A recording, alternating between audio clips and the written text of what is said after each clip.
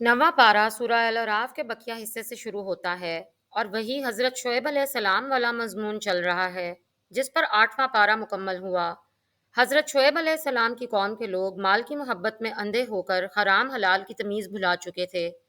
حضرت شعیب علیہ السلام نے جب انہیں پورا تولنے اور ماپنے کا خدائی حکم سنایا تو انہوں نے ایک دوسرے سے کہا کہ اگر تم نے اس کی مانی تو گھاٹے میں پڑ جاؤ گے۔ اللہ کہتا ہے کہ حقیقی خسارہ اور گھاٹا تو حضرت شعیب علیہ السلام کو جھٹلانے والوں کے لیے تھا۔ ارشاد ہے کہ ہم نے کسی شہر میں پیغمبر نہیں بھیجا مگر وہاں کے رہنے والوں کو جو ایمان نہ لائے دکھوں اور مصیبتوں میں مبتلا کیا تاکہ وہ عاجزی اور زاری کریں۔ پھر ہم نے تکلیف کو آسودگی سے بدل دیا۔ ارشاد ہے کہ اگر بستیوں کے رہنے والے ایمان اور تقوی اختیار کریں تو اللہ تعالیٰ ان کے لیے آسمانوں اور زمین سے برکات کے دروازے کھول دے گا۔ چونکہ وہ اللہ کے احکامات کو جھٹلاتے ہیں اسی لیے اللہ ان پر گرفت کرتا ہے۔ اس صورت میں حضرت موسیٰ علیہ السلام کی فرعون کے دربار میں آمد کا ذکر کیا گیا ہے۔ ارشاد ہے کہ جب حضرت موسیٰ علیہ السلام فرعون کو توحید کی دعوت دینے آئے اور فرعون نے سرکشی کا مظاہرہ کیا تو موسیٰ علیہ السلام نے اللہ کے حکم سے اللہ کی عطا کردہ نشانیوں کو ظاہر فرمایا۔ آپ نے اپنا عصا زمین پر گرایا تو وہ بہت بڑا اژدہا بن گیا۔ آپ نے اپنے ہاتھ کو بغل میں ڈال کر باہر نکالا تو وہ روشن ہو گیا۔ اللہ کی اتنی واضح نشانیوں کو دیکھ کر بھی فرعون اور اس کے مصاحب سرکشی پر تلے رہے اور جناب موسیٰ اور ہارون علیہ السلام کو جادوگر قرار دے دیا۔ آگے ذکر ہے کہ اللہ نے فرعون اور اس کے قبیلے پر مختلف قسم کے عذاب مسلط کیے۔ اللہ نے کبھی پھلوں کے نقصانات کے ذریعے، کبھی خون کی بارش، کبھی جوؤں، مینڈکوں اور کبھی ٹڈیوں کی بارش کے ذریعے ان پر اپنے عذاب نازل کیے۔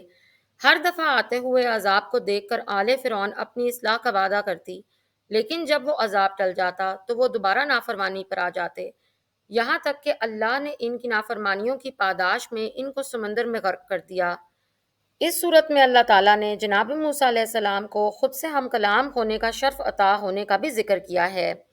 اس کلام کے دوران میں جناب موسیٰ نے اللہ سے پوچھا کہ اے پروردگار، کیا میں تجھ کو دیکھ نہیں سکتا؟ تو اللہ نے کہا کہ نہیں، لیکن ایک دفعہ کوہ طور پر نظر کریں، اگر یہ اپنی جگہ جمع رہا تو آپ مجھے دیکھ سکتے ہیں۔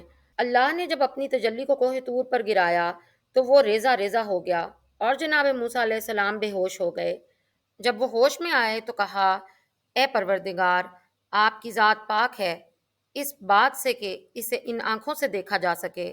حضرت موسیٰ علیہ السلام جب کوہ طور پر اللہ سے ملاقات کے لیے گئے تو آپ اپنی عدم موجودگی میں حضرت ہارون کو نگران مقرر کر گئے تھے، لیکن ان کی عدم موجودگی سے فائدہ اٹھاتے ہوئے سامری جادوگر نے سونے چاندی کا بچھڑا بنا کر اس میں حضرت جبریل کے قدموں سے چھونے والی راکھ کو ڈال کر جادو پھونکا تو اس میں حقیقی بچھڑے کی طرح آوازیں آنا شروع ہو گئیں۔ موسیٰ کی قوم نے اسے پوجنا شروع کر دیا۔ جناب ہارون نے اپنی قوم کے لوگوں کو بہت سمجھایا کہ یہ شرک ہے اور اس سے بچنا چاہیے، لیکن ان نادانوں نے نصیحت نظر انداز کر دی۔ حضرت موسیٰ علیہ السلام جب اللہ سے ملاقات کے بعد توریت لیے ہوئے پلٹے تو اپنی قوم کے لوگوں کو شرک میں مبتلا پایا۔ منظر دیکھ کر آپ اتنا غضبناک ہوئے کہ جناب ہارون کی داڑھی کے بالوں کو پکڑ لیا۔ حضرت ہارون علیہ السلام نے عذر کیا کہ میں نے ان کو بتھیرا سمجھایا لیکن انہوں نے میری نصیحت کو قبول نہیں کیا۔ جناب موسیٰ علیہ السلام کا غصہ فروغ ہوا تو آپ نے اپنے اور جناب ہارون کے لیے دعا مانگی کہ پروردگار ان کے اور فاسقوں کے درمیان تفریق پیدا فرمائے۔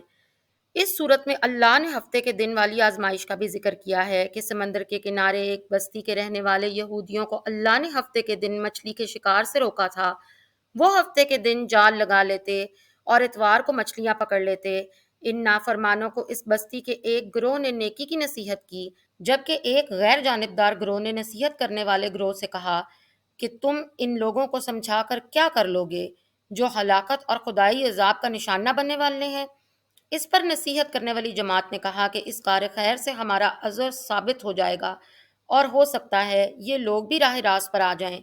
آخر الامر اللہ نے نافرمانی کرنے والوں کو عذاب دیا اور ان کے چہرے اور جسم مسخ کر کے انہیں بندروں کی مانند کر دیا۔ اس صورت میں حضرت محمد صلی اللہ علیہ وآلہ وسلم کی دو عظیم خصوصیات کا بھی ذکر ہے۔ ارشاد ہے کہ حضرت محمد صلی اللہ علیہ وآلہ وسلم کا ذکر توریت اور انجیل میں بھی کیا ہے۔ نیز ارشاد ہے کہ حضرت محمد صلی اللہ علیہ وآلہ وسلم کو اللہ نے تمام انسانوں کی طرف مابعوث فرمایا ہے۔ اور آپ صلی اللہ علیہ وآلہ وسلم کی رسالت زمانوں اور علاقوں کی محدودیت سے ماورا ہے۔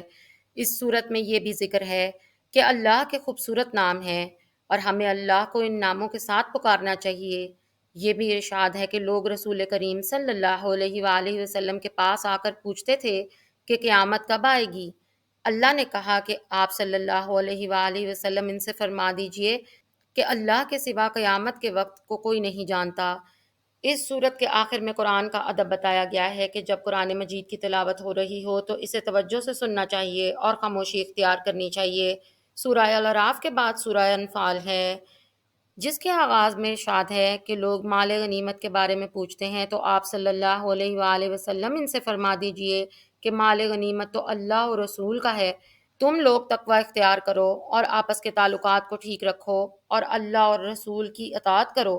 آگے ارشاد ہے کہ اللہ نے بدر کے معرکے میں مسلمانوں کی قلیل تعداد کے باوجود ان کو کافروں پر غالب کیا اور ان کی مدد کے لیے 1000 فرشتے اتارے۔ اس کے بعد اس بات کا ذکر ہے کہ اہل ایمان کو جب اللہ اور اس کے رسول صلی اللہ علیہ وآلہ وسلم بلائیں تو ان کو فوراً ان کی پکار کا جواب دینا چاہیے۔ نیز یہ ارشاد ہے کہ جس جگہ پر رسول اکرم صلی اللہ علیہ وآلہ وسلم موجود ہو یا جس قوم کے لوگ استغفار کرنے والے ہوں، ان پر اللہ کا عذاب نہیں آ سکتا۔ دعا ہے کہ اللہ ہمیں قرآن مجید پڑھنے، سمجھنے اور اس پر عمل کرنے کی توفیق عطا فرمائے۔ آمین یا رب العالمین۔